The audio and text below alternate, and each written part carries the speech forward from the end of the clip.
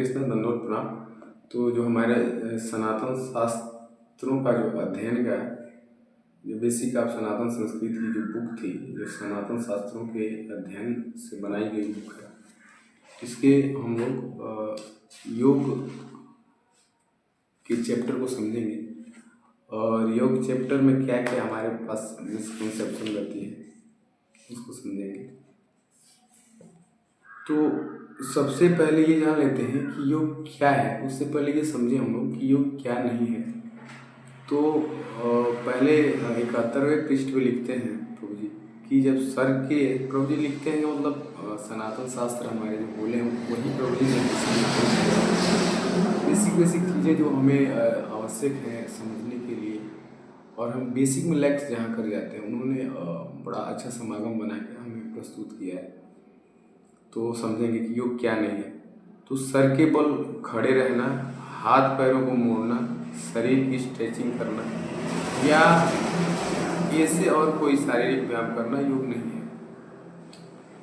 इनको अंग मर्दन कहते हैं। प्रभु जी लिखते हैं कि इनको अंग मर्दन कहते हैं, जो कि अष्टांग योग के 8 अंगों के तीसरे अंग आसना का भी बस एक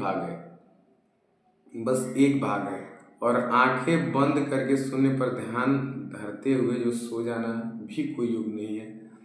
तदुपरांत ऐसे हुए सारे सैकड़ों व्यायाम जिनमें लड़के लड़कियां एथलेटिक कपड़े पहनकर अपनी योगा मैट्स पे अलग अलग तरीके से स्ट्रेचिंग करते हैं, उनमें से भी कोई योग नहीं है। नेक्स्ट आगे लिखते हैं प्रभु जी कि तो फिर आखिर योग क्या है, ये समझे हम। तो योग का अर्थ है इन शारीरिक जिम्नास्टिक कसरतों जिन्हें हम योग मानते हैं उनसे कहीं ज़्यादा बड़ा है। यानी कि जो योग का अर्थ है इनसे कहीं ज़्यादा बड़ा है। ये तो स्ट्रेचिंग करते हैं, वो भी बेसिक आसना में से कुछ आसनों का प्रदर्शन रहता है।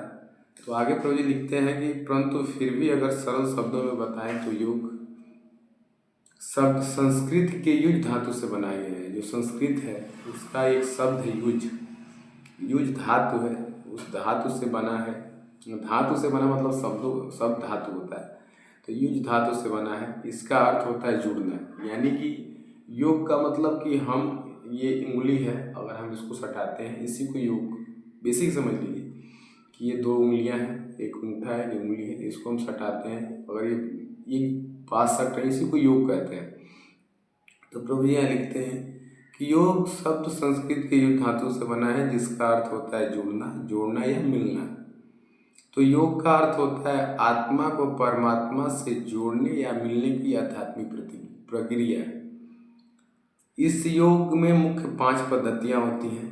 मतलब जो भगवान से जुड़ने की पद्धतियाँ थी या हैं वो 5 पद्धतियाँ हैं। अष्टांग योग, ध्यान योग, कर्म योग, ज्ञान योग और भक्ति योग। ये 5 पद्धतियाँ हैं जिससे हम भगवान से जुड़ सकते हैं। तो और इनमें से कोई भी योग अभ्यास करने के लिए साधक में प्राथमिक 5 आवश्यकताएं होनी चाहिए। अगर हम भगवान से जुड़ना चाहते हैं, अगर किसी भी प्रकार के योग करके, तो हमें 5 जो है कि क्वालिटीज चाहिए। जो है पहला उत्साह, दूसरा धैर्य, यानी कि पहला उत्साह एक्साइटमेंट या एंथुजियाज्म कह सकते हैं, और दूसरा धैर्य यानी कि पेशेंस, तीसरा निश्चय यानी कि दृढ़ संकल्प यानी कि डिटर्मिनेशन होना चाहिए आप में, और चौथा होता है साहस यानी कि आप ब्रेवरी पर्सन हो, और 5वां जो है त्याग यानी कि आप में थोड़ा सा डिटैचमेंट हो। आपको ये भौतिक जो भी मटेरियल वर्ल्ड की चीज़ें हैं उनसे थोड़ा सा डिटैचमेंट होना चाहिए। तो ये 5 चीज़ें हैं योग की प्रक्रिया में इंटर करने के लिए, अभ्यास करने के लिए, योगा प्रैक्टिस के लिए ये लगभग 5 क्वालिटीज़ आप में होनी ही चाहिए। तो ये हो गया योग क्या है और क्या नहीं है, और कितनी पद्धतियां हैं योग की, और क्या वो क्वालिटीज़ चाहिए जो हमें योग अभ्यास करने में सहायक है, या वो एलिजिबिलिटी कह सकते हैं कि क्या एलिजिबिलिटी है जो हम योग कर सकते हैं। तो हरे कृष्ण, दंडवत प्रणाम।